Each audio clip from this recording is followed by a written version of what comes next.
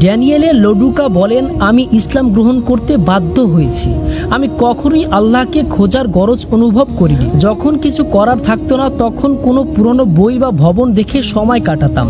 কখনো কল্পনাও করিনি আমি মুসলমান হব। আমি খ্রিস্টানও হতে চাইনি। যে কোনো প্রাতিষ্ঠানিক ধর্মের প্রতি আমার তীব্র বিতৃষ্ণা ছিল। প্রাচীন কোনো গ্রন্থ আমার জীবনযাপনের পথ নির্দেশ করবে তা নিয়ে ভাবি নাই। এমনকি কেউ যদি আমাকে কয়েক কোটি ডলার দিয়ে কোনো ধর্ম গ্রহণ করতে বলতো, আমি সরাসরি অস্বীকার করতাম। আমার প্রিয় লেখকদের অন্যতম ছিলেন বার্ট্রান্ড রাসেল। তার মতে ধর্ম হলো কুসংস্কারের চেয়ে কিছুটা ভালো, সাধারণভাবে লোকজনের জন্য ক্ষতিকর, যদিও এর ইতিবাচক কিছু বিষয় রয়েছে।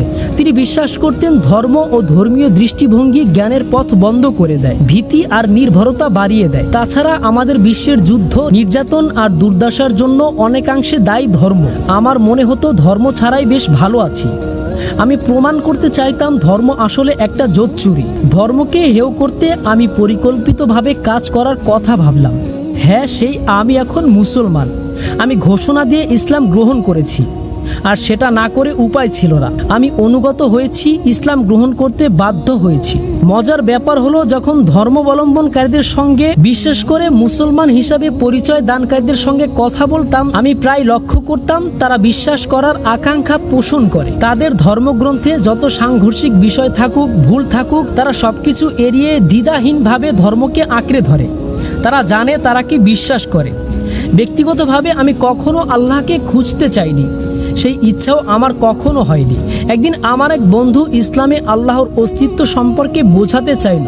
আমি ক্ষুব্ধ হলাম। কোনো মানুষ যখন কিছু বিশ্বাস করতে চায় তখন তার মধ্যে অনেক সময় এমন একটা বোধ সৃষ্টি হয় যার ফলে সেটা গ্রহণ করার ব্যাপারে তার মধ্যে আগ্রহ তৈরি হয়। ধর্মের ব্যাপারেও আমার মধ্যে তেমন একটা ধারণার সৃষ্টি হয়েছিল।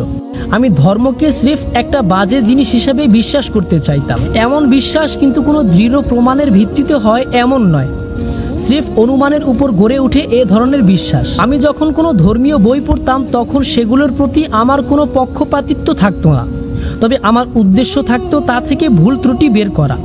এর ফলে আমি আমার উদ্দেশ্যের প্রতি অটল থাকতে পারতাম। আমি কোরআনুল কারিমের পেপার ব্যাগ একটি অনুবাদ কপি পেয়েছিলাম বিনামূল্যে। একদিন দেখলাম MBA এর কিছু ছেলে কোরআন বিলি করছে।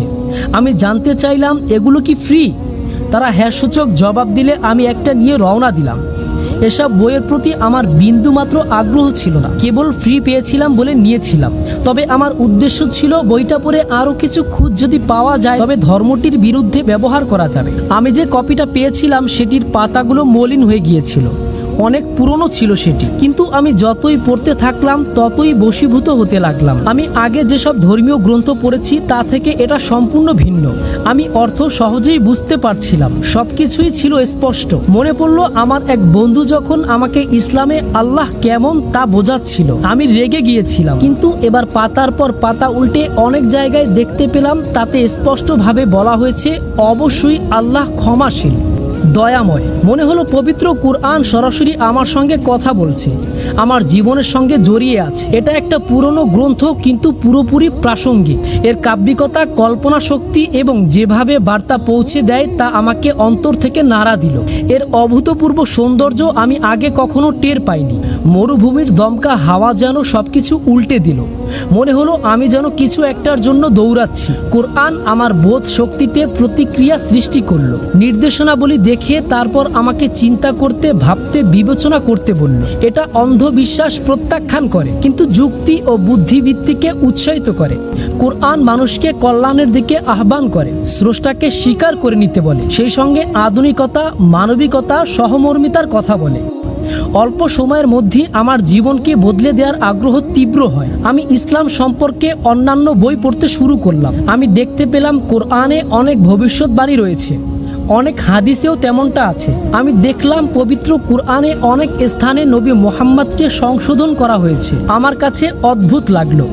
এতেই বোঝা যায় তিনি গ্রন্থটির লেখক নন। আমি নতুন পথে হাঁটতে শুরু করলাম, পবিত্র কুরআনের জ্যোতি আর নবী মুহাম্মাদের দেখানো রাস্তায়। এই লোকটির মধ্যে মিথ্যাবাদের কোনো আলামত দেখা যায়নি। তিনি সারা রাত নামাজ পড়তেন, তিনি নির্যাতনকারীদের ক্ষমা করে দিতে বলতেন, দয়া প্রদর্শনকে উৎসাহিত করতেন, সম্পদ আর ক্ষমতা তিনি প্রত্যাখ্যান করতেন, কেবল আল্লাহর দিকে নিবেদনের বিশুদ্ধ বার্তাই প্রচার করতেন, আর তা করতে গিয়ে নির্মম নির্যাতন সহ্য করেছেন। সবকিছুই সরল, সহজেই বোঝা যায়। আমাদের সৃষ্টি করা হয়েছে। এই মহাবিশ্বের জটিল আর বৈচিত্র্যময় কোনো কিছুই ঘটনাক্রমে ঘটেনি। তাই সাধারণ বিষয় হলো সেই একজন যিনি আমাদের সৃষ্টি করেছেন তাকে অনুসরণ করতে হবে। আমার অ্যাপার্টমেন্টের কৃত্রিম লাইটিং এবং বাতাসের ওজন নিয়ে ভাবতে ভাবতে পবিত্র কোরআনের এই আয়াতটি পড়লাম। আওয়ালাম ইয়ারাল্লাযীনা কাফারু আন্নাস সামাওয়াতি ওয়াল আরদা কানাতা রাতকান ফাফাতাকনাহুমা ওয়াজআলনা মিনাল মাই কুল্লা শাইইন হাই আফালা ইউমিনুন।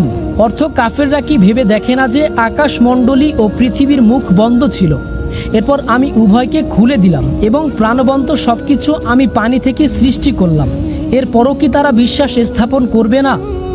সূরা আম্বিয়া আয়াত 30। এই আয়াত পড়ে আমার মাথা যেন দুই ভাগ হয়ে গেল। আরে এটাই তো বিগ ব্যাং তত্ত্ব। এটা স্রেফ একটা তত্ত্ব নয়, সব জীবন্ত সত্তাই পানি থেকে সৃষ্টি হয়েছে।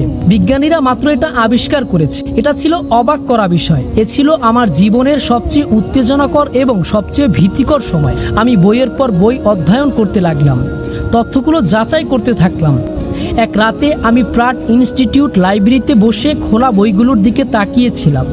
আমার মুখটা হয়তো কিছুটা ফাঁক হয়ে গিয়েছিল। কি ঘটতে যাচ্ছে আমি বুঝতে পারছিলাম না, তবে এটুকু অনুভব করলাম আমার সামনে যা রয়েছে তা হলো সত্য। আগে আমি যেটাকে সত্য ভাবতাম সেটার আর কোনো অস্তিত্ব ছিল না। এখন আমার সামনে দুটি বিকল্প ছিল, একটা আসলে কোনো বিকল্প ছিল না। আমি যা আবিষ্কার করেছিলাম তা অস্বীকার করতে পারছিলাম না, অগ্রাহ্য করতে পারছিলাম না। আগের মতোই চলবে এমনটাও ভাবছিলাম সামান্য সময়ের জন্য, সেটাও সম্ভব ছিল না। আমার কাছে পথ খোলা ছিল কেবল একটাই, ইসলাম গ্রহণ করা ছাড়া আর কোনো পথ খোলা ছিল না আমার সামনে। অন্য কিছু করা মানেই ছিল সত্যকে অস্বীকার করা। লেখিকা ড্যানিয়েল লোডুকা ইউরোপিয়ান বংশোদ্ভূত আমেরিকান ক্যাথলিক পরিবারে জন্মগ্রহণ করেছেন। 2002 সালে তিনি ইসলাম গ্রহণ করেন। পেশায় তিনি শিল্পী, ব্যক্তি জীবনে 5 সন্তানের মা। ইসলাম নিয়ে নিয়মিত লেখালেখি করেন।